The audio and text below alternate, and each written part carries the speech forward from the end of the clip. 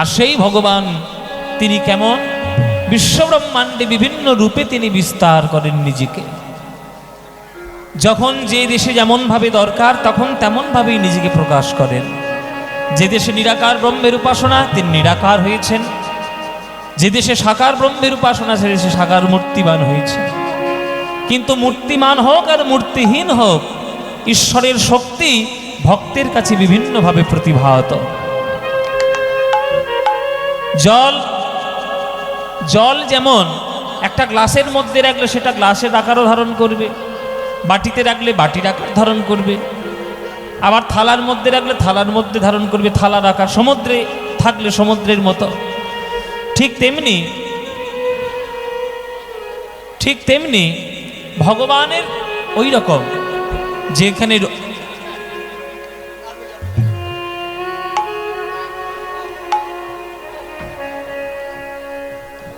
যেখানে তিনি যেমন রূপে বিস্তার করবেন নিজেকে, ভক্তরা তাকে তেমন ভাবেই ভালোবাসবেন। তাই তিনি কেমন করে এলেন না এলেন সেটা আমার দেখার দরকার নেই, শুধু আমার দেখার দরকার তার চরণে আমার হৃদয়ে ভক্তির উদয় হলো কিনা। এইটা যদি আমরা বুঝে নিতে পারি তাহলেই সর্বসার। মীরা কহে বিনা প্রেম সে না মিলে নন্দলাল। আপনি যতই জ্ঞানী হন, আপনি যতই বুদ্ধিমান হন, আর নিজেকে যতই বুদ্ধিজীবী বলে নিজেকে জাহির করুন না কেন, আপনি যদি ভগবানের সঙ্গে প্রেমের সম্পর্ক তৈরি করতে না পারেন তাহলে ভগবানের খেয়ে দিয়ে কাজ নেই যে আপনাকে গলায় জড়িয়ে ধরবে। সুতরাং তার সঙ্গে প্রেমের সম্পর্কটাই হলো আসল সম্পর্ক। ওই জন্যেই কবি গান লিখেছেন, প্রভু তোমাকে পাওয়াই হলো মূল কথা। অরূপ স্বরূপ সগুণ নির্গুণ দয়াল ভয়াল হরি হে, আমি কি বা বুঝি আমি কি বা জানি, আমি কেন ভেবে মরি। অরূপ স্বরূপ সগুণ নির্গুণ দয়াল ভয়াল হরি, আমি কি বা বুঝি আমি কি বা জানি, আমি কেন ভেবে মরি। ভগবান কখনো রূপময়, ভগবান কখনো রূপহীন। ও মায়েরা, যে কথাগুলো বলছি কথাগুলো শুনছো তো নাকি? না পপকর্ন খেতে ব্যস্ত? শুনছো তো? শুনলে তোমাদেরই মঙ্গল, আমার কিচ্ছু যায় আসে না। আমি 3 ঘন্টা আমার দায়িত্ব পালন করতে এসেছি, তারা আমন্ত্রণ করে আমাকে নিয়ে এসেছি যে আপনি একটু আমাদের 3 ঘন্টা কীর্তন গান শোনাবেন। আমি মহাজনদের কথা, পদাবলীর কথা, শাস্ত্রের কথা কিছু বলার জন্য আপনাদের কাছে এসেছি, গান কিছু গাওয়ার জন্য আপনাদের কাছে এসেছি। যদি মন দিয়ে শুনতে পারেন তাহলে কাজে লাগবে, না শুনতে পারলে আমরা আমাদের সময় মতো চলে যাব। বাড়িতে ফ্রিজ আছে তো, ফ্রিজ 1 বাটি জল নিয়ে যদি ফ্রিজের মধ্যে ঢুকিয়ে দেন 2 ঘন্টা পর জলটা কি হবে? হ্যাঁ, বরফ হয়ে যাবে। ওই বরফের বাটিটা নিয়ে এসে আবার গ্যাসের আগুনে বসান, আবার কি হয়ে যাবে? আবার জল হয়ে যাবে। ওই 1 বাটি জলটা গ্যাসের আগুনে ফোটাতে থাকুন, জলটা কি হয়ে যাবে? বাষ্প হয়ে উড়ে যাবে। তাহলে জলটা জলই থাকলো, শুধুমাত্র পরিবেশের পার্থক্য অনুসারে তার রূপটা সেকে পরিবর্তন করলো। তাহলে ভক্তের ভক্তিতেও ভগবান নিজের রূপ পরিবর্তন করেন। যখন দেখেন ভগবান যে ভক্ত আমাকে খুব যুক্তিতর্কের তাপ দিয়ে জানতে চাইছে, তখন তার কাছ থেকে ভগবান নিরাকার ব্রহ্ম হয়ে উড়ে চলে যান বাষ্পের মতো। আবার যখন দেখেন ভক্ত চোখের জলে শুধু হৃদয়ের ভক্তি দিয়ে তার কাছে ডাকছেন, ওই জন্য ভগবান তাকে জড়িয়ে ধরার জন্য মূর্তি ধরে তার হৃদয়কে আলিঙ্গন করেন আর প্রেমানন্দে তাকে ভাসিয়ে দেন। এইবার আপনি যুক্তিতর্ক দিয়ে ভগবানকে বাষ্পের মতো উড়াতে চান না, আপনি ভক্তি প্রেমের রসের শীতলতা দিয়ে তাকে মূর্তিমন্ত করতে চান, এটা আপনার ব্যাপার। আপনার যেমন রুচি আপনি তেমন করুন, কিন্তু ভগবানকে আপনি যেমন ভাবে ডাকবেন ভগবান তেমন ভাবেই আসবেন। গীতায় কৃষ্ণ বলেছে, ये यथा मां प्रपद्यन्ते तां तथैव भजाम्यहं मम वर्तानुवर्तन्ते मनुष्या पार्थ सर्वस। যে আমায় যেমন ভাবে ভালোবাসে আমিও তাকে তেমন ভাবেই ভালোবাসি। আপনি তাকে যে নামেই ডাকুন আর যেভাবেই ডাকুন, ডাকলেই হলো। ডাক যদি ডাকার মতো হয় ভগবান আপনার কাছে আসতে বাধ্য। কি রূপে এসেছি কেমনে বা যাব, তা ভাবিয়া কেন জীবন কাটাবো, কিরূপে এসেছি কেমনে বাজাবো, তা ভাবিয়া কেন জীবনে কাটাবো। তুমি আনিয়াছ তোমারেই পাবো, তাই শুধু মনে করি। এখানে যারা গান শুনছেন সমুদ্রে বেড়াতে কারা কারা গেছেন হাত তুলুন দেখি। সমুদ্র সমুদ্র মোটামুটি সবাই গেছে, সবাই বলবো না, মোটামুটি 100%-এর মধ্যে 45% গেছে। আচ্ছা, আপনারা সমুদ্রে তো গেছেন, তো সমুদ্রের তীরে দাঁড়িয়ে থাকবেন, দেখে আমাকে বলবেন যে সমুদ্রের যেটা ঢেউ, যেটা আছাড়কে পাড়ের উপর পড়ে, সেই ঢেউটা পাড়ের উপর পড়ার পর সেই ঢেউটা আবার কোথায় চলে যায় বাবা? আবার সমুদ্রতেই চলে যায়। সেই পাড়ে ঢেউটা পড়ে সেটা কি শহরের মধ্যে চলে আসে না? তাহলে ঢেউয়ের কাজ কি? সমুদ্র থেকেই উৎপন্ন হওয়া, আবার সমুদ্রতে গিয়েই মিশে যাওয়া। তেমনি আমরাও হলাম ওই ছোট ছোট ঢেউয়ের মতো, আর ভগবান হলো বিরাট সমুদ্রের মতো। আমরা ভগবানের থেকেই এসেছি, আবার ভগবানেই মিশে যাব, এতে কোনো সন্দেহ নাই। বিদ্যাপতি বললেন, কত শত আনন মনি মরি যাবত না নতুয়া আদি অবসানা, তো হে জনমি পুনত হে সমাবত সাগর লহরী সমানা। সমুদ্রের ঢেউ যেমন সমুদ্র থেকেই উৎপন্ন, আবার সমুদ্রতেই বিলীন, তেমনি ভগবান হতেই জীব উৎপন্ন, আবার ভগবানের মধ্যেই জীব হলো বিলীন। কি রূপে এসেছি কেমনে বা যাব, তা ভাবিয়া কেন জীবন কাটাবো, তুমি আনিয়াছ তোমারেই পাবো, তাই শুধু মনে করি। অরূপ স্বরূপ সগুণ নির্গুণ দয়াল ভয়াল হরি হে, আমি কি বা বুঝি, আমি কি বা জানি, আমি কেন ভেবে মরি। না রাখি জটিল ন্যায়ের বারতা, বিচারে বিচারে বাড়ে অসারতা, আমি জানি তুমি আমারই দেবতা, তাই শুধু মনে করি।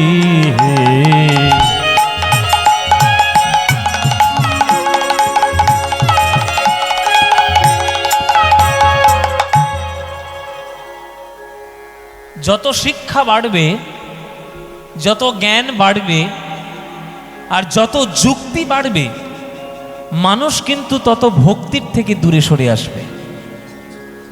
খুব ভালো করে একটা গভীর কথা বলছি, শুনুন। পণ্ডিত যারা হবেন, নিশ্চয়ই পণ্ডিত হবেন, জ্ঞান তো নিশ্চয়ই দরকার, শিক্ষা জ্ঞান বিদ্যা বুদ্ধি এগুলো তো দরকার, কিন্তু জ্ঞানটা যদি ভক্তি মিশ্রিত না হয়, সেই জ্ঞান কিন্তু জগতের ক্ষেত্রে ক্ষতিকারক। কেমন? যেমন ত্রেতা যুগে সব থেকে বড় পণ্ডিত কে ছিল? সব থেকে বড় শিক্ষিত, সব থেকে বড় পণ্ডিত, সব থেকে বড় শ্রেষ্ঠ সাধক কে ছিল জানেন মায়েরা? তার নাম হচ্ছে রাবণ।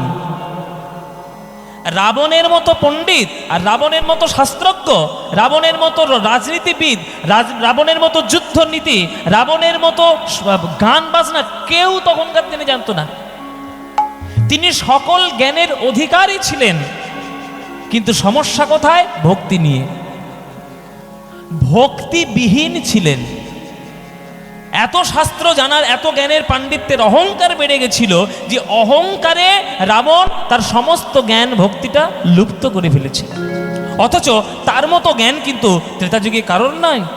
বিরাট বড় জ্ঞানী তিনি রাবণ, কিন্তু সমস্যাটা ভক্তি নিয়ে। আপনি শিক্ষিত নিশ্চয়ই হন, MA পাস করুন, BA পাস করুন, PhD করুন, জগতের শ্রেষ্ঠ ডিগ্রি আপনি লাভ করুন, কিন্তু আপনার হৃদয়ে যদি ভক্তির বিন্দুমাত্র রেশ না থাকে, আপনি সব কিছু হবেন, কিন্তু মানুষের মতো মানুষ কোনোদিন হতে পারবেন না। হরি বল বাবা, একদম পরিষ্কার কথা। শ্রদ্ধাবান লভতে জ্ঞানম, যিনি শ্রদ্ধাশীল হবেন তিনিই জ্ঞানে প্রকৃত জ্ঞানের অধিকারী হবে। এই যে এখনকার দিনে টিভিতে দেখবেন বড় বড় বাতেলা মারা বুদ্ধিজীবী বসে, তাদের বুদ্ধি দেখলে আপনার মাথা খারাপ হয়ে যাবে, শুধু বুদ্ধিজীবী, নানান ধরনের কথা, নানান রকমের যুক্তি তর্ক, খুব ভালো কথা, কিন্তু ভক্তির ধারে কাছে তারা নেই। হ্যাঁ গো, এই যে তোমরা বুদ্ধিজীবীগুলোকে টিভিতে দেখছো, এদের থেকে হাজার গুণে অনেক বেশি বুদ্ধি একজনের ছিল কলকাতায়, তার নাম নরেন্দ্রনাথ দত্ত। নরেন্দ্রনাথ দত্ত, কিন্তু সেই এমন একটা ভক্তির পাল্লায়, পাগলা ঠাকুরের পাল্লায় পড়লেন যে যতদিন তিনি নরেন্দ্রনাথ দত্ত ছিলেন ততদিন কেউ তাকে সম্মান দেয়নি, মালাটা গলায় পড়েনি। কিন্তু পাগলা ঠাকুরের পাল্লায় পড়ে পারমার্থিক জগতে, আধ্যাত্মিক চেতনায়, ভক্তি জ্ঞানের মধ্যে তিনি যখন সমাহিত হলেন, তখন তার নাম হলো বিবেকানন্দ।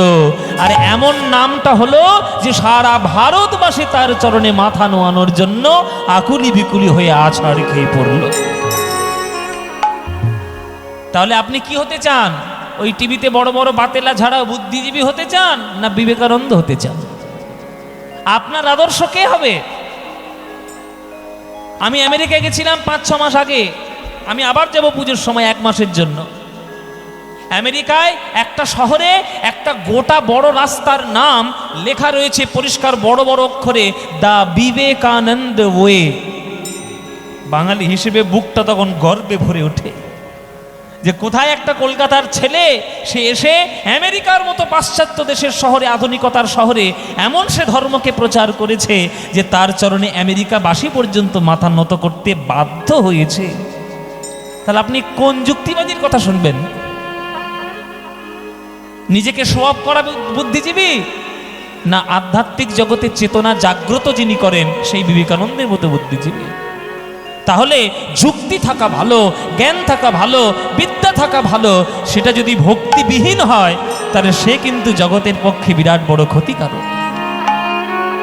কিন্তু হয়তো সেই লোকটা পড়াশোনা জানে না, হয়তো জ্ঞান নাই, শাস্ত্র পড়েনি, রামায়ণ মহাভারত বেদ কিচ্ছু পড়েনি, কিন্তু ভগবানের চরণে তার নিবেদিত প্রাণ, ভগবান তার ভক্তিটাই গ্রহণ করবে। শাস্ত্রে বলা রয়েছে, ধীরে বদতে বিষ্ণবে মূর্খ বদতে বিষ্ণায় উভয়স্তু সমং পুণ্যম ভাবগ্রাহী জনার্দন। যিনি পণ্ডিত ব্যক্তি তিনি বলবেন বিষ্ণবে নমঃ, আর যে মূর্খ বলবে বিষ্ণায় নমঃ। কিন্তু ভগবানের কাছে দুটোই সমান। মূর্খ বিষ্ণায় নমঃ বলেছে তাকে কৃপা করবে না, এমন ভগবান নয়। তিনি কৃপাময়, তিনি করুণার সিন্ধু, তিনি দীনবন্ধু। যে ভক্তি দিয়ে রাখবে তাকেই বুকে জড়িয়ে ধরার জন্য ভগবান উপর থেকে ছুটে আসবেন। না রাখি জটিল ন্যায়ের বারতা, বিচারে বিচারে বাড়ে অসারতা। আমি জানি তুমি আমারই দেবতা, তাই শুধু হৃদে ধরি,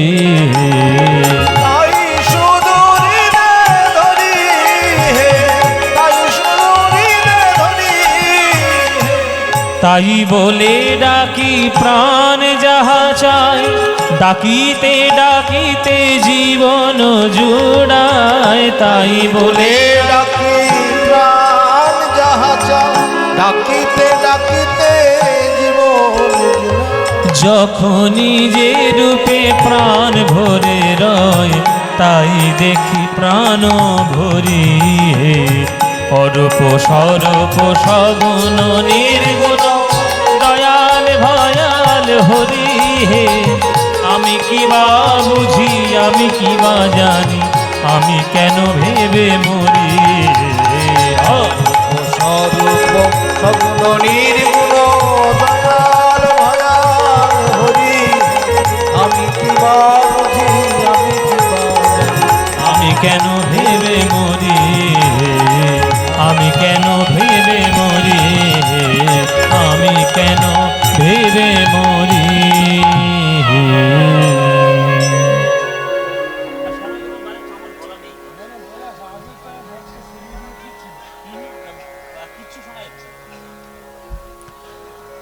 হরি বল। তাই অরূপ স্বরূপ সগুণ নির্গুণ, ভগবানকে আপনি যেভাবেই ডাকুন না কেন, যদি ভক্তি আপনার হৃদয়ে থাকে তবেই ভগবানকে ডাকতে পারবেন, তবেই ভগবানকে পাবেন, নইলে হবে না। তাই মায়েরা, আজকের আপনারা ছুটে ছুটে এসেছেন ভগবানকে জানার জন্য, ভগবানকে তাকে হৃদয়ের মধ্যে আপন করার জন্য। বাবারাও মায়েরা সবাই এসেছেন। চলুন আজকের আমরা আস্বাদন করব অনুরাগের লীলা। রাধারানীর অনুরাগ কেমন করে কৃষ্ণের প্রতি হয়, সেই অনুরাগ আমরা আস্বাদন করব। অনুরাগ, এই অনুরাগ কয় প্রকার, কি কি সব আমরা জানব। সেই অনুরাগ আগে আমরা গৌরচন্দ্রিকায় দেখব, তারপরে বৃন্দাবনে গিয়ে শ্রীমতী রাধারানীর চরণে দেখব। চলুন আজকের বিষয়বস্তু অনুরাগ। অনুরাগ কাকে বলে, কেমন তার ভাগ কি, তার সমস্ত কিছু আমরা বৃন্দাবনে গিয়ে আলোচনা করব। আগে মহাপ্রভুকে দেখতে কেমন জানো সেটা দেখে নি। বলছে মধুকর রঞ্জিত মালতি মণ্ডিত জিত ঘন কুঞ্চিত কেশম। ও মায়েরা, মধুকর রঞ্জিত মালতি মণ্ডিত জিত ঘন কুঞ্চিত কেশম। তোমাদের বাড়িতে মহাপ্রভুর ছবি আছে? ছবি আছে? অরিজিনাল ছবি আছে না আঁকা ছবি আছে? অরিজিনাল ছবি আছে? ছবি নেই? তা তোমাদের জেলায় যে অরিজিনাল ছবিটা রাখা আছে সেটা দেখতে যাওনি কখনো? সে কি বর্ধমান জেলার লোক হয়ে বর্ধমানের খবর রাখবে না তো কি আমি দেখবো? শোনো, এই যে কাটোয়ার যে লাইন যাচ্ছে, রেল লাইন ধরে জাজিগ্রাম আছে না সামনে, আছে তো কাটোয়ার সামনে, জাজিগ্রামে নামবেন আর শ্রীনিবাস আচার্যের পাটবাড়িটাই যাবে। শ্রীনিবাস আচার্যের পাটবাড়িতে মহাপ্রভুর একটা চিত্রপট, মহাপ্রভুকে দেখতে কেমন ছিল সেইটার একটা চিত্রপট রাখা আছে, ছোট্ট করে একটা চিত্রপট রাখা আছে। যদি ইচ্ছে হয় গিয়ে দেখে আসবেন যে তার দেখতে কেমন। আমি গিয়েছিলাম, আমি দেখে এসেছি। মহাপ্রভু যখন নবদ্বীপে ছিলেন, তবে সেই চিত্রপট কিন্তু সন্ন্যাসের চিত্রপট, সেটা কিন্তু নবদ্বীপের চিত্রপট নয় বাবা। কেননা সন্ন্যাস তিনি যখন হয়েছিলেন তখন এই প্রতাপরুদ্র রাজার রাজত্বকালীন কোনো এক ভক্ত মহাপ্রভু যেমনভাবে বসেছিলেন ভাবে তেমন একটা কল্পনায় তিনি এঁকেছেন। কিন্তু মহাপ্রভু যখন নবদ্বীপে ছিলেন তার রূপ অন্যরকম। তার মাথায় তখন ছিল ঘন কোঁকড়ানো কালো চুল, আর সেই কালো চুলের রূপটা কেমন জানো? কুঞ্চিত কেশম। কুঞ্চিত কেশ মানে, কুঞ্চিত মানে বাবা কোঁকড়ানো, কোঁকড়ানো চুল, কুঞ্চিত কেশম। এই আমারও খানিকটা একটু কোঁকড়ানো চুল, আমার একটু চোখড়ানো, আমার সোজা সোজা চুল নয়, আমার মাথার চুলটা একটু কোঁকড়ানো। তো এইটাকে বলে কুঞ্চিত কেশ। এবার মহাপ্রভুর কুঞ্চিত কেশটা কেমন না জিত ঘন। জিত ঘন মানে জয় করেছে মেঘের ঘন কালো রূপকেও মহাপ্রভুর কেশরাশ জয় করেছে। এবার যে মাথার কেশটি আকাশের মেঘকে পর্যন্ত জয় করে ফেলেছে, সেই চুলটা কেমন না মালতী মণ্ডিত। মালতী ফুলের মালা দিয়ে সেইটা বেড়া দেওয়া রয়েছে, বাঁধা রয়েছে। আর সেই মালতী ফুলটি কেমন না মধুকর রঞ্জিত। মধুকর মানে কি? মধুকর মানে হচ্ছে মৌমাছি। এইবার তাহলে পরিষ্কার মানে বুঝে গেলেন যে মহাপ্রভুর কোঁকড়ানো চুলে একটা মালতী ফুলের বেড়া দেওয়া রয়েছে।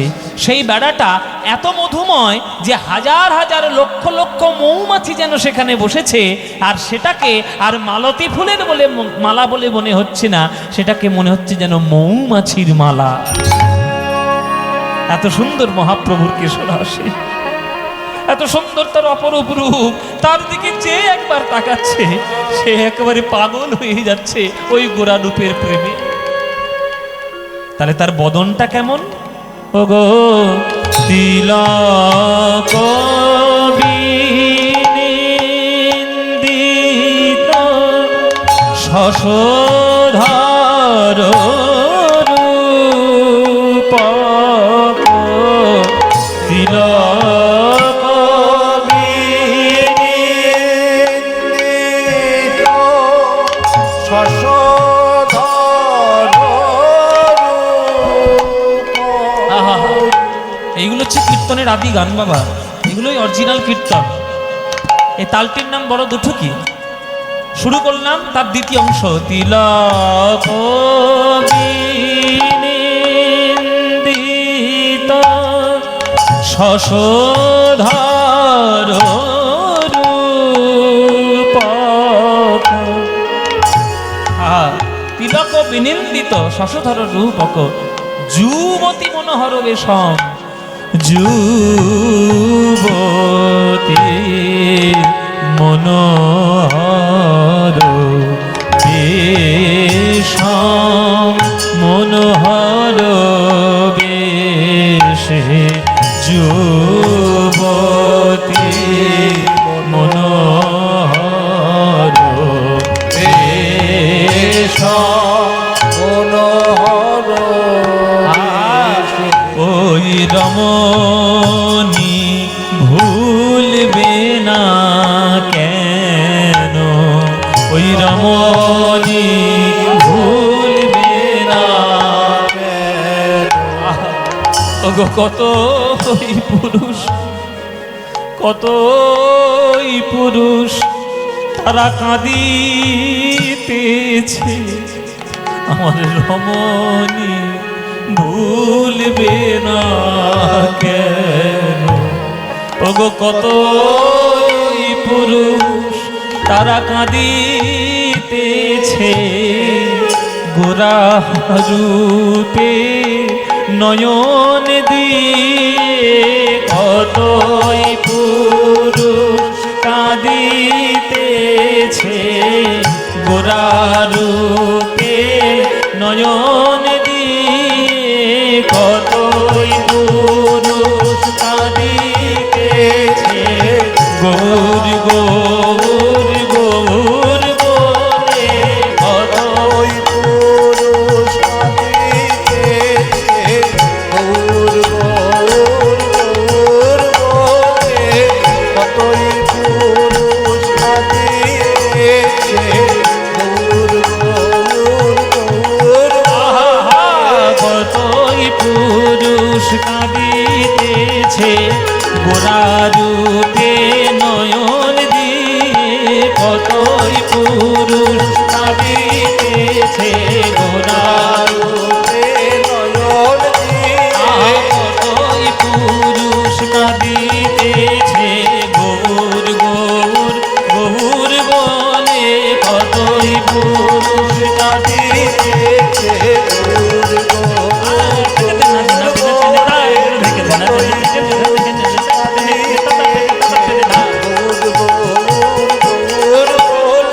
কতই পুরুষ কাঁদিতেছে, গোরা পানে নয়ন দিয়ে কতই পুরুষ কাঁদিতেছে, গোরা রূপে নয়ন দিয়ে কতই পুরুষ কাঁদিতেছে, গোরা রূপে নয়ন দিয়ে কতই পুরুষ কাঁদিতেছে, হরি বল হরি হরি বলে কতই পুরুষ কাঁদিতেছে, গৌর গৌর গৌর বলে কতই পুরুষ কাঁদিতেছে, গৌর গৌর গৌর বলে কতই পুরুষ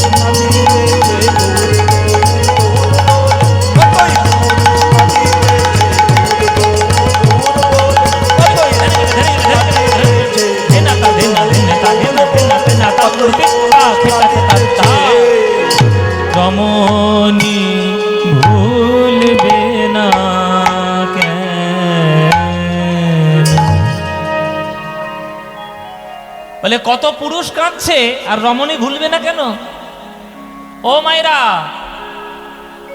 মহাপ্রভুকে দেখে মহাপ্রভুর প্রেমে পড়েনি এমন কোন জগতের কোন লোক রয়েছে? আচ্ছা, প্রেম মানে আপনারা কি বুঝলেন? প্রেম মানে আপনারা কি বুঝলেন? আই লাভ ইউ এখনকার দিনে তাই বোঝে। এই যে বাচ্চা বাচ্চা ছেলেগুলো যাদেরকে সিনেমা দেখানো হয়, সিরিয়াল দেখানো হয়, ফেসবুক ইউটিউব, এদের মাথায় মগজ ধোলাই করা হচ্ছে আই লাভ ইউ মানেই প্রেম।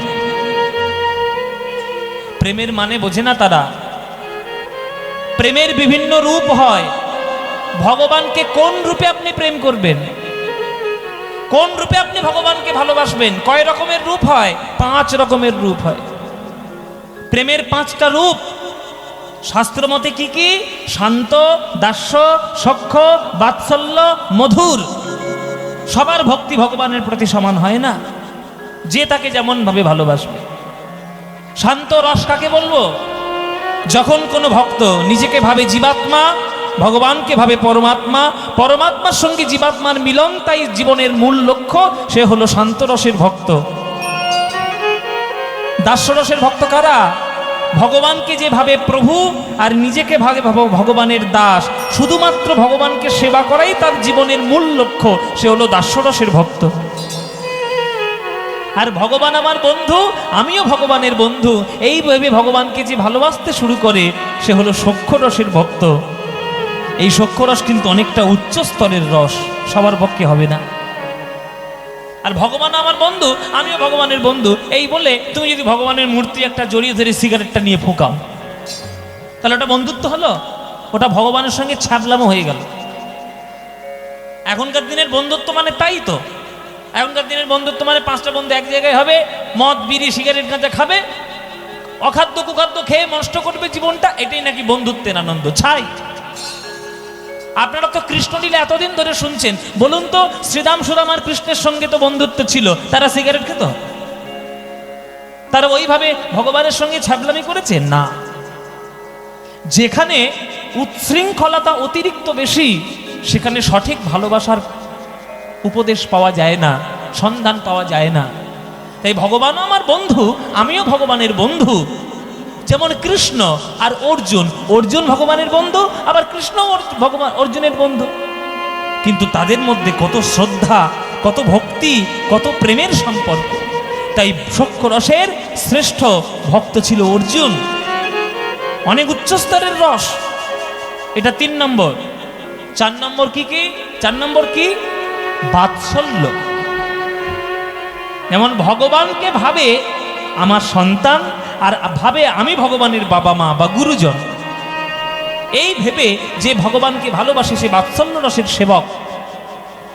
আর ভগবান আমার প্রিয়তম আর আমি ভগবানের প্রিয়তমা, এই হিসেবে যে ভগবানকে ভালোবাসে সে হলো মধুর রসের ভক্ত।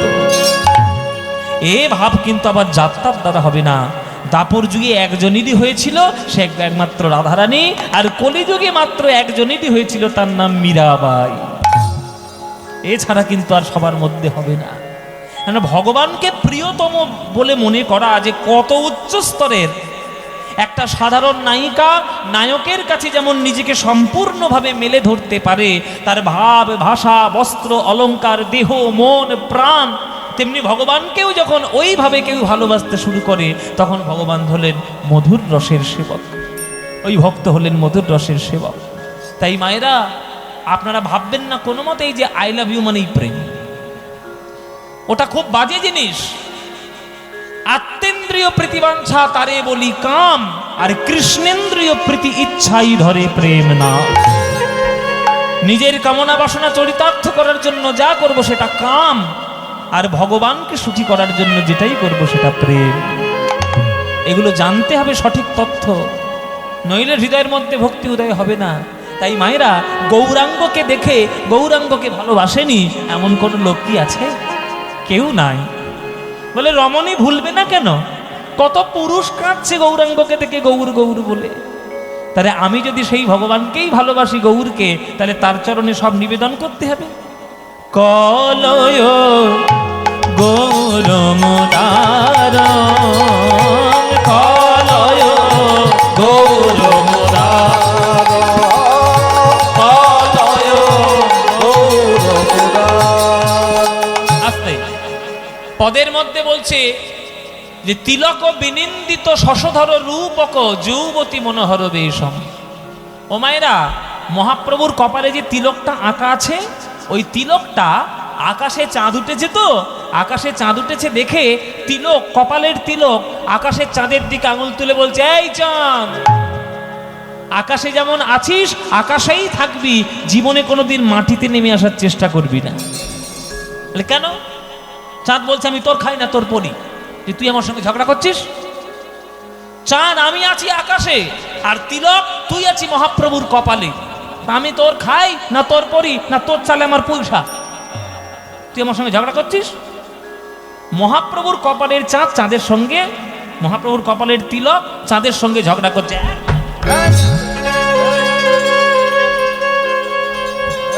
চাঁদ চাঁদের মতো থাকবি, চাঁদ চাঁদের মতো থাকবি, পৃথিবীতে আসার চেষ্টা করবি। ও মায়েরা, তখন চাঁদ বলছে, আমি তোর কি করেছি, আমি তোর কি পাকা ধানে মই দিয়েছি যে তুই আমার সঙ্গে ঝগড়া করছিস? তখন তিলক বলছে, শোন চাঁদ, তুইও একটা চাঁদ আর আমার মহাপ্রভুর বদনও একটা চাঁদ, কিন্তু তোর গায়ে কালো কালো ছোপ ছোপ দাগ লেগে তুই হয়েছিস কলঙ্কিত, আর মহাপ্রভুর বদন চাঁদে আমি তিলকের দাগ লেগে মহাপ্রভুর বদন হয়েছে অলঙ্কৃত। যারা প্রকৃত ভক্ত হবে তারা কলঙ্কের চাঁদ চাইবে না অলঙ্কৃত প্রভু চাইবে? ও মায়েরা, তোমরা কোন চাঁদ দেখবেন? কোন চাঁদ? আকাশের চাঁদ দেখবেন না গৌরের বদন চাঁদ দেখবেন? গৌরের বদন চাঁদ। গৌরের জন্মদিন কবে বলো দেখি, বলো। এতদিন কীর্তন শুনছো, বলা তো উচিত। গৌর হরির জন্মদিন? বাহ, খুশি হলাম শুনে। এই দোল পূর্ণিমা মানে সামনের পূর্ণিমা, আজকে তো মাঘী পূর্ণিমা, এই ঠিক পরের পূর্ণিমাটাই দোল পূর্ণিমা। এই দোল পূর্ণিমাতে মহাপ্রভুর জন্ম হয়েছিল, তাহলে পূর্ণিমা হবে মানে চাঁদ আকাশে নিশ্চয়ই আসবে। কিন্তু যে পূর্ণিমায় মহাপ্রভু জন্ম নিল সেই পূর্ণিমায় কিন্তু আকাশে চাঁদ আসেনি গো মায়েরা, আসেনি। কেননা রাহু মনে মনে ভাবলো যে মহাপ্রভু জন্ম নিচ্ছে, আকাশে চাঁদ থেকে কি হবে, ও চাঁদ থাকার থেকে না থাকাই ভালো। তাই আকাশে এসে রাহু চাঁদকে গিলে ফেলল। এটা ভাবের দৃষ্টি, কিন্তু আমি কিন্তু যুক্তির দিকে যাচ্ছি। রাহু কেতু এসব আমাদের বিজ্ঞান সায়েন্সে কিছু নেই, কিন্তু আমাদের ধর্মীয় শাস্ত্র সিদ্ধান্তে আছে। রাহু এসে, আমি ভাবের দৃষ্টিতে বলছি, রাহু এসে গিলে ফেললো চাঁদকে, যে চাঁদ তোর থাকার দরকার নেই, পৃথিবীতে জন্ম হয়েছে গৌর বদন চাঁদ, তুই এবার থেকে কি করবি? তাই মায়েরা আকাশের চাঁদ গিলে ফেললো রাহু। এবার রাহু যখন গিলে ফেললো, সেই পূর্ণিমাতে চাঁদ মহাপ্রভুর বদন দেখতে পেল না। কিন্তু রাহুর তো গলা কাটা। কি গো মায়েরা, গলা কাটা না? চাঁদ গিলে ফেলেছে বটে, কিন্তু গলা থেকে তো বেরিয়ে গেছে। যেই বেরিয়ে গেছে, পরের পূর্ণিমায় আবার চাঁদ এসছে দেখতে। দেখে কি দেখছে জানো? চাঁদ হাউ হাউ করে কাঁদছে। ওগো দয়াময়, ওগো গৌর হরি, তুমি জন্ম নিয়েছো, তোমার মুখের দিকে যে একবার তাকাবে সে কি আর আমার দিকে তাকাবে গো? তাই আমি আকাশে থাকবো না, আমি লাফ দিয়ে পড়বো। আকাশের চাঁদ লাফ দিয়ে পড়ে মহাপ্রভুর চরণের নখ হয়ে গেছে। এটা পদকর্তার ভাবের দৃষ্টিতে তিনি বলছেন যে মহাপ্রভু নাকি তার চরণের যে 10টা নখ, হাতের যে 10টা নখ, সব চাঁদেরই অংশ, চাঁদের মতো উজ্জ্বল। তিলক বিনিন্দিত শশধর রূপক যুবতী মনোহর বেশম, নিন্দিত হাটক পানি সামানে সারে নে সা দাদানি পাবাদা মাপা মা পা গা মা পা গা মা পা, নিন্দিত হাতক রে গা মা পা রে পা গা মা পা রে গা রে সা রে নি সা নি নে সা দাদানি পাবাদা মানি দানি পা গা মা পা গা মা পা, নিন্দিত হাতক কান্তি কলে বড় গর্বিত মার কমার, গর্বিত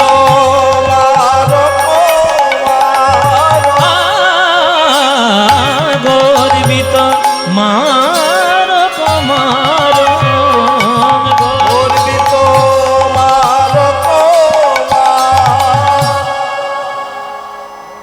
এখানে যারা বাবারা, বিশেষ করে বাবাদেরকে বলছে, এই যে বাবারা আপনারা গান শুনছেন, আপনারা বাড়ির কর্তা, ইনকাম আপনারা করছেন, রোজগার আপনারা করছেন, টাকা পয়সার হিসেব রাখছেন, আপনারা বাড়ির আপনার হত্যাকর্তা। কিন্তু যতই আপনি হত্যাকর্তা হন না কেন, আপনিও কিন্তু একজনের কাছে জব্দ। কার কাছে জব্দ? আপনি আপনার গিন্নির কাছে আপনি জব্দ। কর্তা যতই হম্বিতম্বি করুক, বউয়ের কাছে ঠিক জব্দ। কি গো বাবা, ঠিক কি না? ও মায়েরা, ঠিক না? এতক্ষণ পরে মায়েদের মনে আনন্দ হয়েছে, ঠিক বলেছে, এই ঠিক কথা। আমাদের কাছে জব্দ হবে না? তাহলে মায়েরা, আপনারা খুব এই দিক দিয়ে কিন্তু খুব লাকি। আপনারা কর্তাকে বশীভূত করে রাখেন, ঠিক। দেখুন, এইসব রসিকতার কথা আমি রসিকতাই দিয়ে বলছি, কিন্তু আসল কথা কি শোনো। নিন্দিত হাটক কান্তি কলে বড়। বাবাদেরকে বলছি, বাবারা যখন দেখবেন বউয়ের সঙ্গে খুব ঝামেলা হয়েছে, মনে করুন খুব ঝগড়া, এক সপ্তাহ মুখ দেখা দেখি নেই, আপনার দিকে তাকালেই মুখ ফিরিয়ে নিচ্ছে, যদি সন্ধেবেলায় গিয়ে বলছেন কি গো এক কাপ চা হবে? সারাদিন খাটাখাটনি করে বলছেন কি গো, একটু অন্তত শরবত জল দাও। এক সপ্তাহ কোনো কথা নেই। সেই সময় আপনাদের বউকে ভোলানোর একটা রাস্তা বলে দিচ্ছি। বউ ভোলার রাস্তা কি? আমিও তো ভুক্তভোগী, জানি আমি ভালো করে। শোনো, বউয়ের সঙ্গে যখন খুব ঝামেলা হবে, যখন দেখছেন কথা বলছে না, তখন আপনি ভালো করে একটা মোটা বেশ টাকার বান্ডিল নিয়ে যাবেন, বর্ধমান টাউনে যাবেন, যত বড় বড় গয়নার দোকান আছে ওইখানে পিসিচন্দ্রের দোকানে ঢুকবেন, আর মোটা বান্ডিলটা খরচা করে 2 ভরি সোনার হার নিয়ে আসবেন। এসে কিচ্ছু বলতে হবে না, কিচ্ছু বলবেন না মুখে, শুধু মায়ের সামনে এরকম দুলিয়ে দেবেন। দেখবেন সঙ্গে সঙ্গে পায়েস আসছে, দুধ আসছে, চা আসছে। তাহলে মেয়েরা কিন্তু সোনাতে ভালোবাসে, সোনাকে খুব ভালোবাসে। ও মায়েরা, সোনা তোমরা পড়তে ভালোবাসো না? খুব ভালোবাসো। আর বর্ধমানের মেয়েদের সোনার গয়না বেশি আছে, আমি জানি। হাতে পরে, গলায় পরে, কানে পরে, আঙুলে পরে, নানান রকম 10 লাখ টাকার গয়না।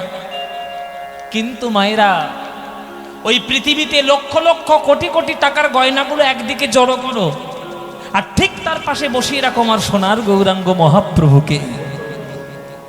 লোকে কাকে নেবে আর কাকে ছাড়বে? কে কোনটা নেবে? তোমরা কি নেবে? সোনা নেবে না গৌর নেবে? গৌর নেবে কি? এ নাকি সোনা নেবে? এ সোনা নেবে।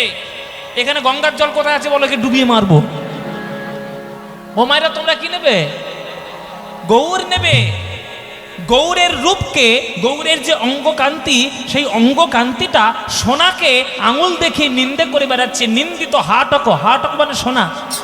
এই সোনা, খবরদার নিজের সঙ্গে গৌর হরির তুলনা করবি না।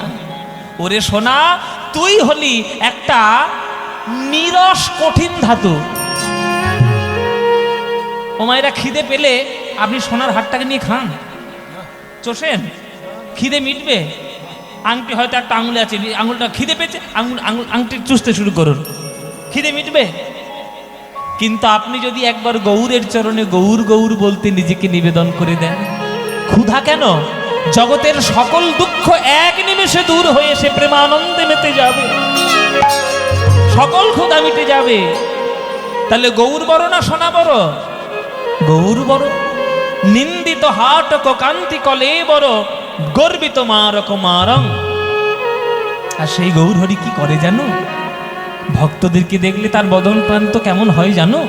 শোনো, মধুর মধুর স্মিত লোভিত তনুবৃত, মধুর মধুর স্মিত লোভিত তনুবৃত, অনুপম ভাব বিলাস, অনুপম ভাব বিলাস, নিজ নবরাগ বিমোহিত মানস, নবরাগ বিমোহিত মানস, বিকথিত গদ গদ ভাষ, বিকটিত গদ গদ ভাষ।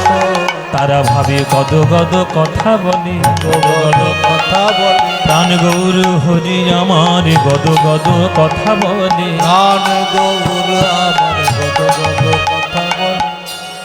যার মুখের দিকে তাকালে আপনার সকল যন্ত্রণা দূর হয়, আপনি তো তার মুখের দিকেই তাকাবেন বাবা। দেখবেন গ্রামে বা পাড়ায় বা শহরে কিছু কিছু লোক আছে যাকে দেখতে খুব ভালো, ফর্সা টকটক করছে, সুন্দর দেখতে, নায়ক নায়িকার মতো, কিন্তু তবুও তার মুখের দিকে তাকানো যাচ্ছে না। কেননা তার মুখটাই এমন টেরা বেঁকা, আর মুখটাই তার এমন গম্ভীর, তার মুখের দিকে তাকালে আপনার দিন খারাপ হয়ে যাবে। সবসময় মুখটা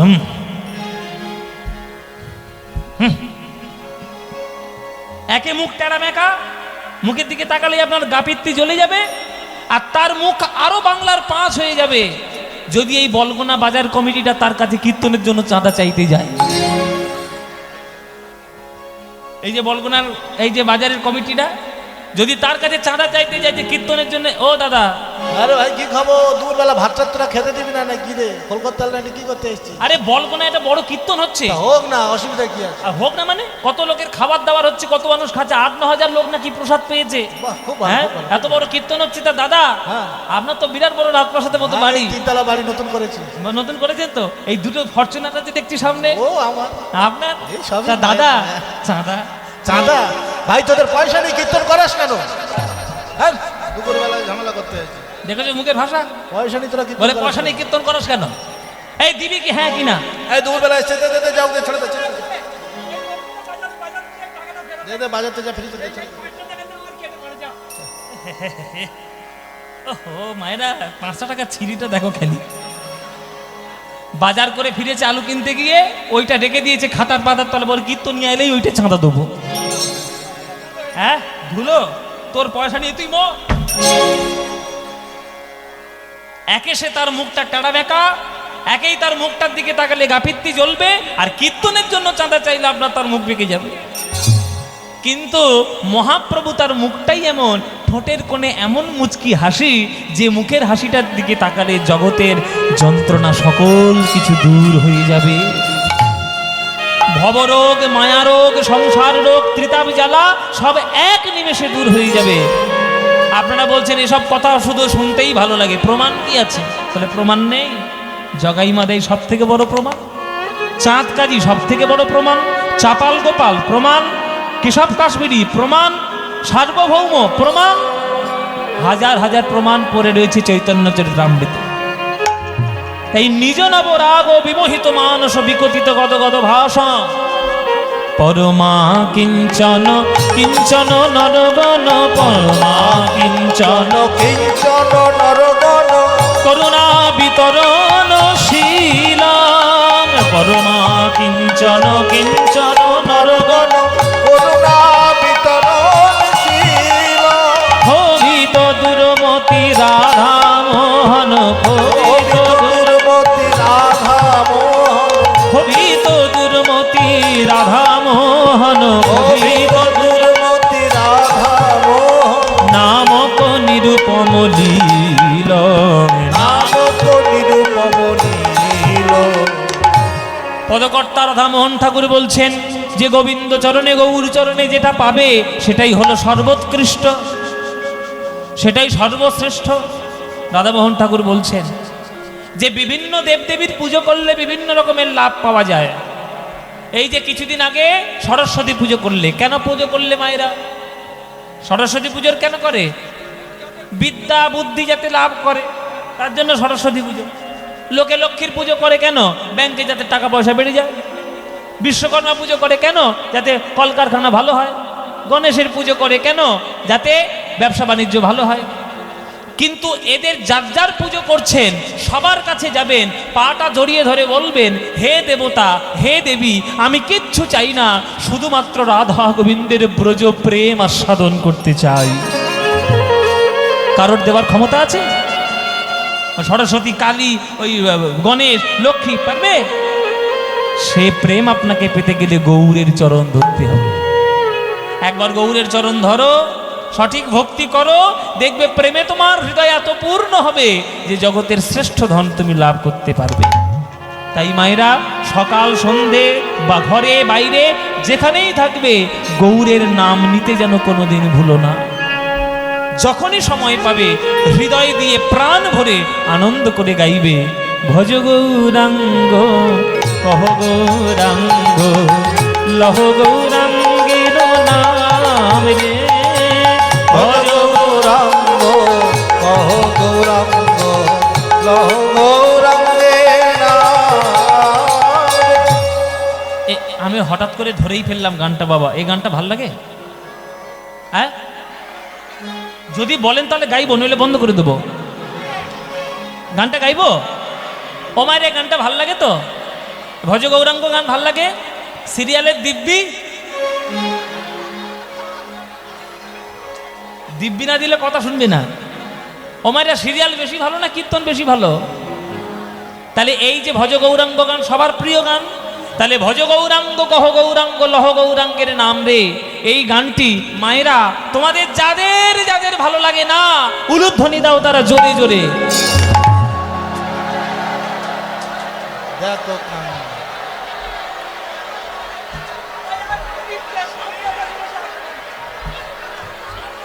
এই কীর্তন বন্ধ, বাড়ি যাব।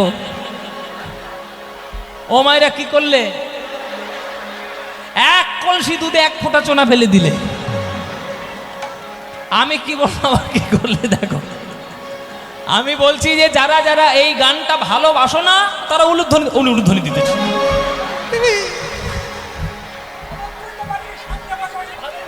বলে জিভ ফসকে বেরিয়ে গেছে। তা ভুল যখন হয়েছে এবার শুধরে নাও। এইবার যারা যারা ভালোবাসো এইবার উলুধ্বনিটা তালাই দাও দেখি।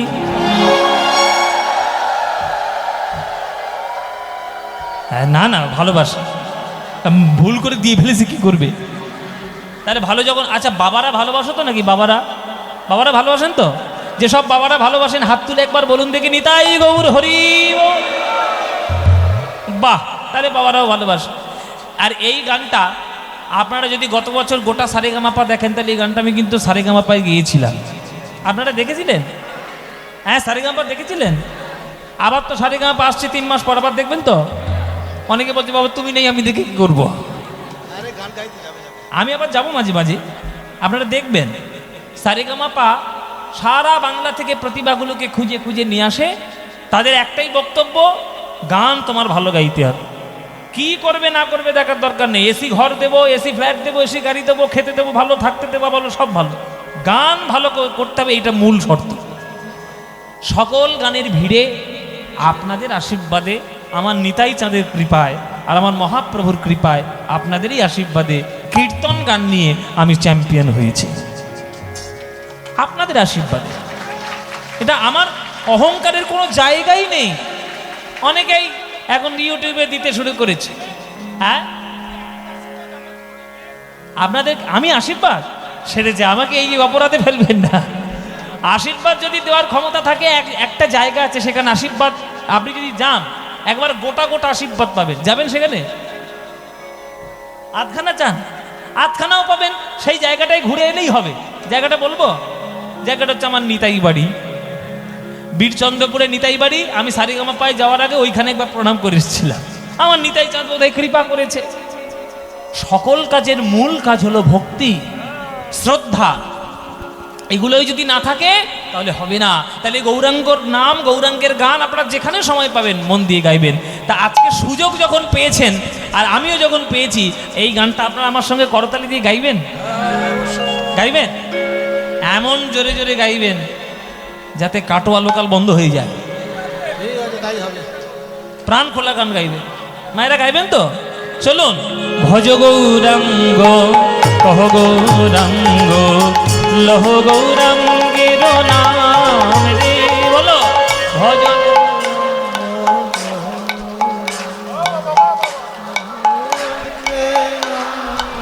বাহ, ভজ গৌরাঙ্গ কহ গৌরাঙ্গ লহ গৌরাঙ্গের নাম রে, ভজ।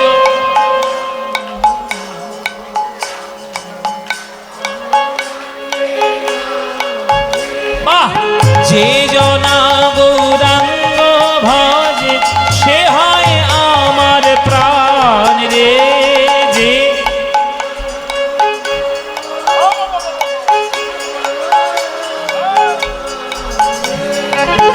প্রভাত কালে হা গৌরাঙ্গ যে বলে একবার রে, প্রভাত কালে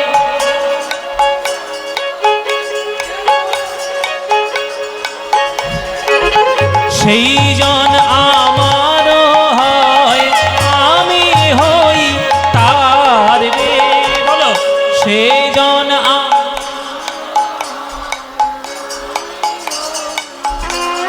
বাহ, এবার হাত তুলে ভজ গৌরাঙ্গ কহ গৌরাঙ্গ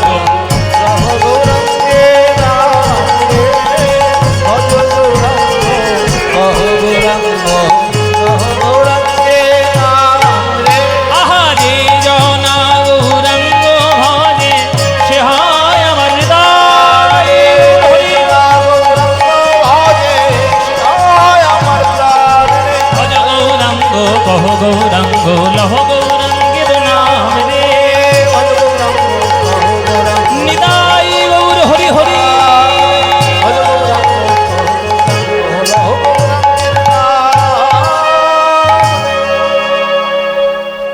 বলো আনন্দ হয়েছে? হ্যাঁ, হয়নি? এই আনন্দর কোথাও পাবে? বাংলাতে আনন্দ পাওয়ার একটা মাত্র গান আছে, সেটা হচ্ছে কীর্তন গান। কীর্তন গানের মধ্যে যে আনন্দ, সে আনন্দ আপনি সারা পৃথিবীতে খুঁজলেও পাবেন না। তাই মহাপ্রভুর নাম রাধামোহন ঠাকুর বলছেন যে ক্ষোভিত দুর্মতি রাধা মোহন নামক নিরূপম লীলং। মহাপ্রভুর নাম, মহাপ্রভুর গান একমাত্র হৃদয় দিয়ে গ্রহণ করতে পারলেই তার কৃপা, তার প্রেম পাওয়া সম্ভব।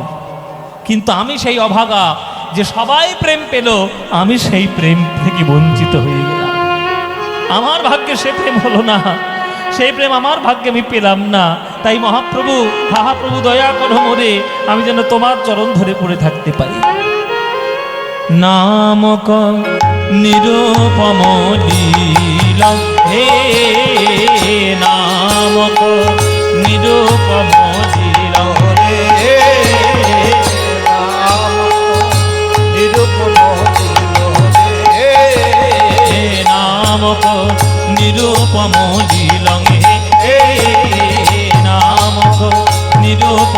লীলং, হে নামক নিরূপম লীলং, হে নামক নিরূপম লীলং, হে নামক নিরূপম লীলং, হে নিরূপম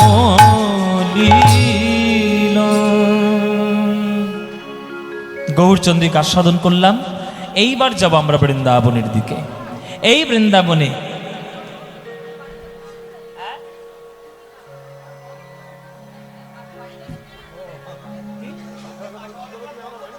ও কাটোয়া লোকাল বন্ধ করে দিলে, হেঁটে হেঁটে বাড়ি যাবে, হেঁটে চলে যাবে। তুমি যদি যেতে না পারো আমাকে বলবে, আমি গাড়ি দিয়ে পৌঁছে দিয়ে আসবো। কাটোয়া লোকাল ঠিক থাকবে, সবই ঠিক থাকবে যদি নিজেই ঠিক থাকতে পারো গৌরচরণে, সব চলে আসবে নিজের কাছে কাছে। তাই আমাদের গৌরচন্দ্রিকা সমর্পণ করে এবার আমরা বৃন্দাবনের দিকে যাব। এইখানে আমার একটা আপনাদের কাছে একটু 2 মিনিট আমার কথা আছে আপনাদের কাছে। আপনারা প্রত্যেককে একটু মন দিয়ে এই কথাটি শুনবেন। আপনারা ভক্ত,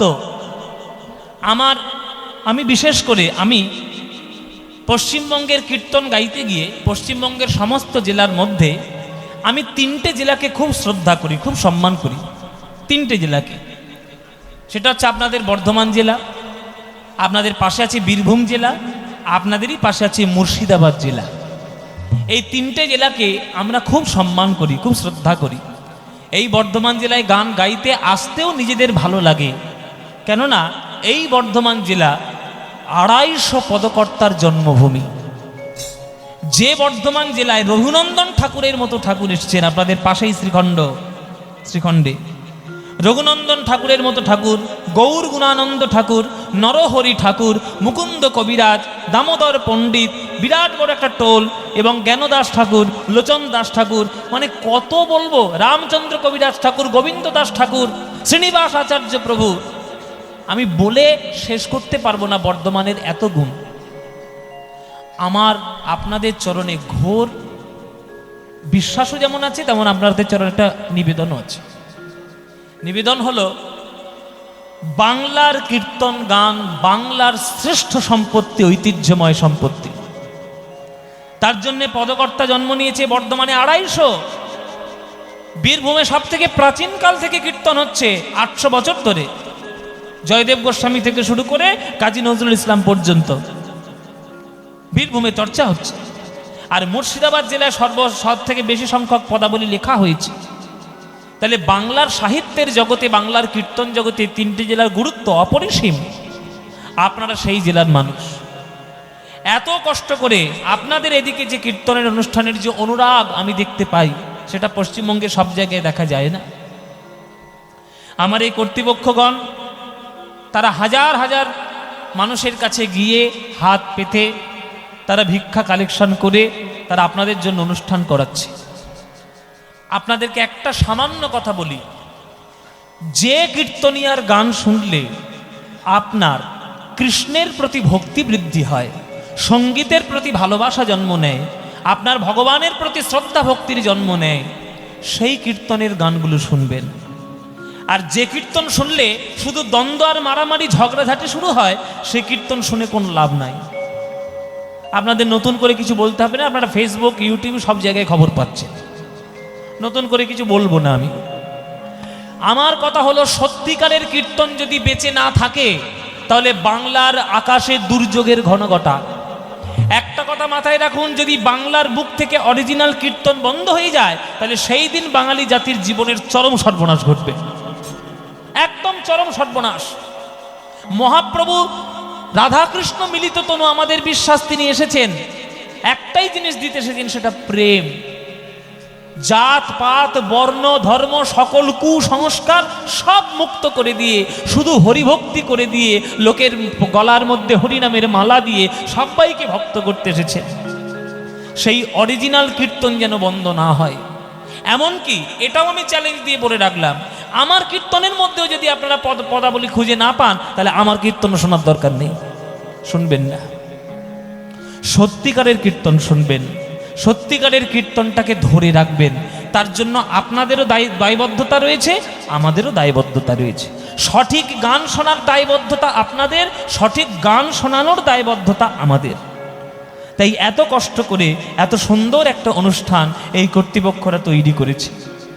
তাই তাদের একটা বিনম্র নিবেদন যে আপনাদের চরণ প্রান্তে যাবে ভিক্ষার আঁচল নিয়ে, আপনারা যার যেমন খুশি আমার গৌর গুণানু কীর্তন মহোৎসবে আপনারা প্রাণ ভরে দান দেবেন। একজন একজন একজন বাবা, একজন আস্তে আস্তে আস্তে আস্তে আস্তে আস্তে আমি বলে দিলে তারপরে আপনি আসুন, চলে আসুন, আপনি একজন আসুন, চলে আসুন, স্টেজে আসুন আপনি। হ্যাঁ, আপনি আচরি ধর্ম অপরে শিখায়, নিজে না কইলে অন্যে শেখানো না যায়। আপনারা হাজার হাজার মানুষ এসেছেন, আপনাদের চরণ প্রান্তে মহাপ্রভুর পথের প্রতীক হয়ে তারা আঁচল পেতে যাবে।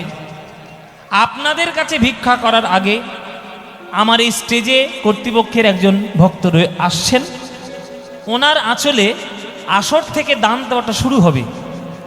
আমার তরফ থেকে আমার দান আমি এখান থেকে দেওয়াটা শুরু করলাম। নিতাই গৌর হরিবল। এইবার আরেকটা কথা, আমি দানটা দিলাম, এই দিয়ে দেওয়া শুরু করলাম।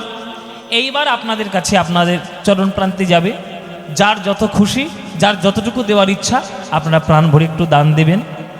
এই কীর্তন আপনাদের কাছে এবং গ্রামে গ্রামে সত্যিকারের কীর্তন যেন সঠিকভাবে বজায় থাকে তার চেষ্টা আপনারা করবেন।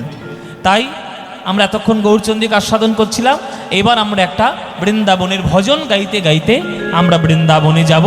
আর সেই ভজনের সঙ্গে এই আপনাদের দানটা চলবে, আপনারা প্রাণ ভরে দান দিয়ে দিন। চলুন এইবার আমরা বৃন্দাবনে অনুরাগ দেখার জন্য আমরা বৃন্দাবনে ভজন গাইতে। কি একটা ভজন গাইবো নাকি নাই বাদ দেব? গাইবো একটা ভজন? আচ্ছা ঠিক আছে, চলুন তাহলে ভজন গাইতে গাইতেই যাই, ততক্ষণে আপনারা দান পর্যায়টা শেষ করে নিন। চলুন। হরিনাম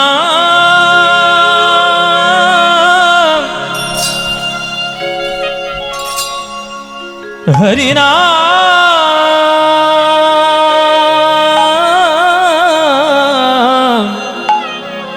হরিনাম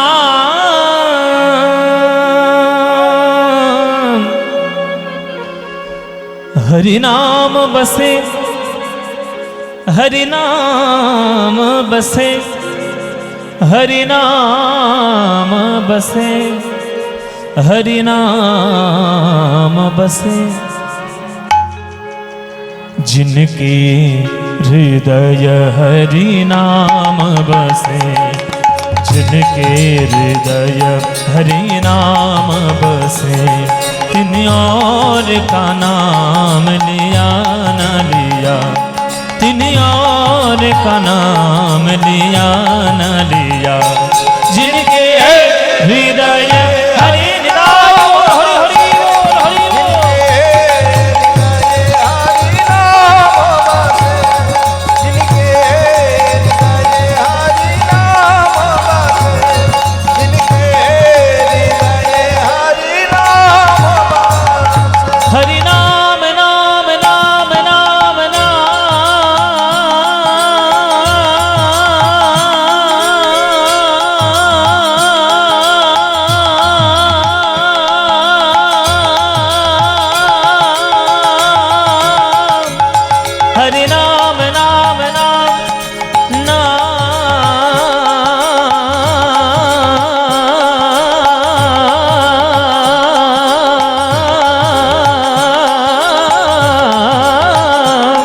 हरि नाम नाम नाम, हरि नाम नाम नाम, हरि नाम नाम नाम, हरि नाम नाम नाम।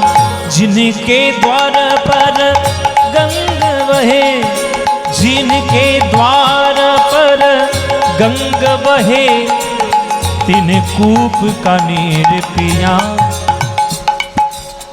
কে লো আপনার কি দরকার? টাকা দিতে এসছেন? আমাকে টাকা দেবেন না মায়েরা। আমার গান শুনে যদি আপনার মনে হয় যে খুব ভালো লাগছে গানটা, পদ্মপলাশকে 50টা টাকা দিয়ে আসি। দয়া করে আমাকে না দিয়ে আমি খুব খুশি হব যদি ওই 50টা টাকার ওই কর্তৃপক্ষের আঁচলে দিয়ে দেন, ওখানে দিয়ে দেবেন, খুব খুশি হব আমি এটা এখন একদম নিয়মই করে দিয়েছি। আমি আসলে একদম কাউকে আমার জন্য টাকা দিতে একটা টাকাও দিবেন না। আমার যা পারিশ্রমিক আমি কীর্তন গান করার জন্য যে পারিশ্রমিকটা নিই সে তো কর্তৃপক্ষরা দিচ্ছে, আবার নতুন করে কিছু নেওয়ার নেই। আপনাদের যদি মনে হয় যে পদ্মপলাশের গানটা খুব ভালো লাগলো, 10টা টাকা দিই, আমাকে না দিয়ে কর্তৃপক্ষের ভিক্ষার আঁচলে দিন। যতটুকু তারা সঞ্চয় করতে পারবে তাদের অনুপ্রেরণা তারা পাবে। নিতাই গৌর হরি বল। जिनके द्वार पर गंगा बहे, जिनके द्वार पर गंगा बहे, तिन कूप का नीर पिया न पिया, तिन कूप का नीर पिया न पिया। আপনাদের এখানে কাছাকাছি গঙ্গা কোথায়? ও আচ্ছা, কাটোয়া। কাটোয়া, হ্যাঁ আপনাদের কি কাটোয়া? উদ্ধারণপুরটাও কাছাকাছি, উদ্ধারণপুরটা, হ্যাঁ ও কাটোয়াটা আপনাদের কাছে। আচ্ছা, এই যে কাটোয়ায় যে গঙ্গা, সুরধনী গঙ্গা, আচ্ছা ভাবুন তো, যে লোকটার বাড়ি গঙ্গা নদীর একেবারে পাড়ে, মানে কাটোয়া নদীর পাড়ে, তার কত ভাগ্য যে রোজ একবার করে গঙ্গা স্নান করবে। আপনি যদি মনে করেন যে আপনার বাড়ির সামনে গঙ্গা, সেই গঙ্গাতে জীবনে স্নান না করে বছরে একবার আপনি যাচ্ছেন গঙ্গা সাগরে ডুব দিতে, আপনার পুণ্য হবে? পুণ্য হবে? আরে ঘরের সামনে গঙ্গা, সেখানে আগে ডুব দাও। খনার বচন অনুসারে শয়নোত্থান পাশমোড়া, তার মধ্যে ভীমে ছোড়া, পাগলার 14 পাগলির 8, ইহাই নিয়েই কাল কাট, আর ইহাও যদি না পারিস ভগার খালে ডুবে মরিস। ও মায়েরা, ব্রত করেন তো? সব থেকে সেরা ব্রত কোনটা? সব থেকে শ্রেষ্ঠ ব্রত কোনগুলো? একাদশীর ব্রত। এবার একাদশী যদি আপনি বছরে 24-25টা করতে নাই পারেন, আপনার জন্য 4টে একাদশী আছে। শয়ন একাদশী, পার্শ্ব একাদশী, উত্থান একাদশী আর ভৈমী একাদশী। 4 দিন একাদশী যদি করেন, ওই 24টার ফল আপনি পেয়ে যাবেন। যারা অভক্ত তারা বলছে 4 দিন বড্ড বেশি হয়ে যাচ্ছে, খিদে পাবে, না খেয়ে থাকতে হবে, 4 দিন পারবো না। আরে ঠিক আছে, 4 দিন যদি না পারো তাহলে বছরে 2 দিন করো। পাগলার 14 পাগলির 8। পাগলা মানে এখানে কে? পাগলা মানে কে? আমাদের পুরো ধর্মটার মধ্যে একটাই পাগল আছে, সে হচ্ছে ভোলা পাগলা, শিব ঠাকুর। তার মতো পাগল আর তার মতো ভক্ত আর তার মতো বৈষ্ণব জগতে কেউ নাই। তাহলে তার চতুর্দশী করো, যদি না পারো তাহলে মা দুর্গার অষ্টমী করো।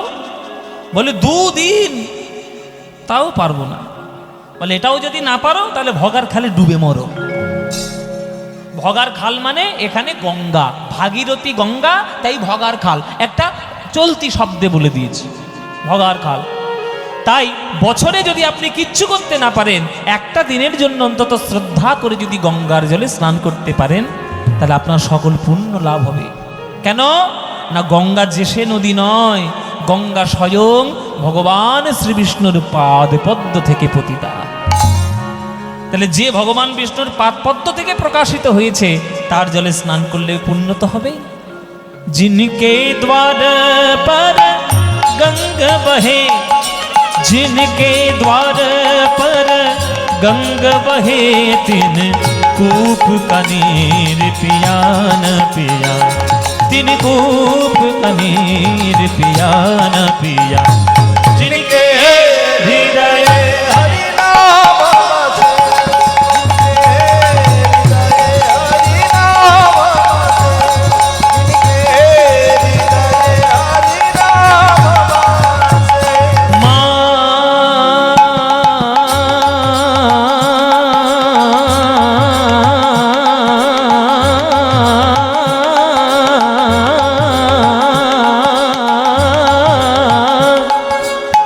दस नि सा ध नि दस नि सा नि रे सा नि ध नि दस द स नि सा नि ध नि नि नि नि नि नि नि द प म ग प म प ग म प ग म ग रे ग ग म ग प म प ग म ग प म प ग म ग नि ध नि ग म ग नि ध नि ग म ग स नि सा ध नि दस नि रे सा नि सा नि ध नि नि द ध नि सा म नि सा रे नि सा म रे ग म प रे ग नि म प ग म ग नि ग नि सा नि सा नि सा नि ध नि द प द प म प नि नि द म प नि नि द म प नि नि द मात पिता की सेवा करे, जिन मात पिता की सेवा करी तिन तीरथ व्रत किया न किया, तिन तीरथ व्रत किया न किया। আস্তে আধুনিক শিক্ষায় শিক্ষিত হতে গিয়ে আর পাশ্চাত্য শিক্ষায় নিজেকে ডুবিয়ে দিতে গিয়ে আমাদের দেশের আসল শিক্ষাগুলো আমরা ভুলে যাচ্ছি, বড় বেদনার কারণ। আপনারা ভারতবর্ষে জন্ম নিয়েছেন, তার মধ্যে আবার বাংলাতে জন্ম নিয়েছেন। আপনারা ভগবানের কাছে ধন্যবাদ জ্ঞাপন করবেন যে আপনি বাংলায় জন্ম নিয়েছেন। জেনে রাখুন, ভারতবর্ষের মাটি যে সংস্কার সারা পৃথিবীতে শিখিয়েছে, সারা পৃথিবীর কোনো দেশের ক্ষমতা নেই ওই সংস্কার লোপ রপ্ত করা। আমাদের ভারতবর্ষের সনাতন ধর্মকে যারা কলুষিত করে, তারা সনাতন সম্পর্কে কিচ্ছু তাদের ধারণা নেই। সারা পৃথিবী যখন পড়াশোনা করতে শেখেনি, যখন জঙ্গলে বাস করত, বর্বরচিত জীবনযাপন করত, উলঙ্গ হয়ে বাস করত, তখন ভারতবর্ষে বেদ সৃষ্টি হয়ে গেছে। বেদ তখন ভারতবর্ষের সৃষ্টি হয়ে গেছে, লেখা পড়াশোনা চলছে। তখন সারা পৃথিবীতে কেউ পড়াশোনা জানে না, তখন ভারতবর্ষ পড়াশোনা জানে। আর সেই ভারতবর্ষের চিরাচরিত নিয়ম হচ্ছে গুরু শিষ্য পরম্পরা। আর জীবনে যত গুরু থাকবে, সবার শ্রেষ্ঠ গুরু প্রথম হলো তার কাছে তার বাবা মা। জীবনের প্রথম গুরু পিতা মাতা। আর পিতা মাতার চরণে যদি প্রণাম করতে না শেখো, তুমি ইঞ্জিনিয়ার, ডাক্তার, মাস্টার, প্রফেসর, ব্যবসাদার সব হবে, মানুষ কোনোদিন হবে না। আর সেই বাবা মার চরণে প্রণাম করতে এখনকার দিনে ছেলেপুলেরা ভুলে যায়। ওই ফেসবুক দেখে আমেরিকান হতে গিয়ে, জার্মানি হতে গিয়ে হবে না। আগে নিজের দেশের বজায় রাখো সভ্যতা, তারপরে আধুনিকতা করবে। বাবা মার চরণে এখন আবার ঠুকো প্রণাম উঠেছে, ঠুকো। ভগবানকে আবার ঠুকো প্রণাম করে এখনকার দিনে। ঠুকো প্রণাম জানিস না? তোর মরণও হয় না। ও মায়েরা ঠুকো প্রণাম জানেন তো? হ্যাঁ, এই যে এইটা ঠুকো প্রণাম। এই প্রণাম করে শ্রদ্ধা জানাবে। হ্যাঁ গো, পরীক্ষার খাতায় যখন পরীক্ষা দিতে আসো, তখন কোশ্চেনের মাথায় কি পেনের কালি দিয়ে আসো? সেটা গোটা লিখতে হয়। এই ঠুকো প্রণাম দিয়ে কখনো গোটা শ্রদ্ধা জানানো যায় না। শ্রদ্ধা জানাতে গেলে করো জোরে, মাথাটা নিচু করতে হয়। বড় যদি হতে চাও, ছোট হও আগে। এই যে বর্ধমানে এখন দেখতে পাচ্ছি ফ্ল্যাটের পর ফ্ল্যাট হচ্ছে, বড় বড় ফ্ল্যাট, 10 তলা 15 তলা। খোঁজ নিয়ে দেখে আসুন, যত তলা উপরে উঠছে তত গভীর ভিত মাটির তলায় আছে। ভিত যদি আপনার শক্ত না হয়, আপনার বিল্ডিং দাঁড়াবে না। জীবনকে যদি সঠিকভাবে উচ্চতায় নিয়ে যেতে চাও, প্রণাম ছাড়া কিছু নাই, শ্রদ্ধা ছাড়া কিছু নাই। গুরুদের চরণে শ্রদ্ধা করো। তার প্রথম শুরু হবে বাবা মার চরণ। যে মানুষ বাবা মার চরণে সঠিক শ্রদ্ধা ভক্তি করতে শিখবে, আর কিছু না হোক, সে মানুষের মতো মানুষ হবে। मात पिता की सेवा करी, जिन मात पिता की सेवा करी, तिन तीरथ व्रत किया न किया, तिन तीरथ व्रत किया न किया, जिनके हृदय हरि नाम बसे, जिनके हृदय हरि नाम बसे, हरि नाम नाम नाम, हरि नाम नाम नाम, हरि नाम नाम नाम, हरि नाम नाम नाम, जिनके हृदय हरि नाम बसे, और हरि हरि बोल हृदय हरि नाम बसे, जिनके हृदय हरि नाम बसे, हरि नाम बसे, हरि नाम बसे।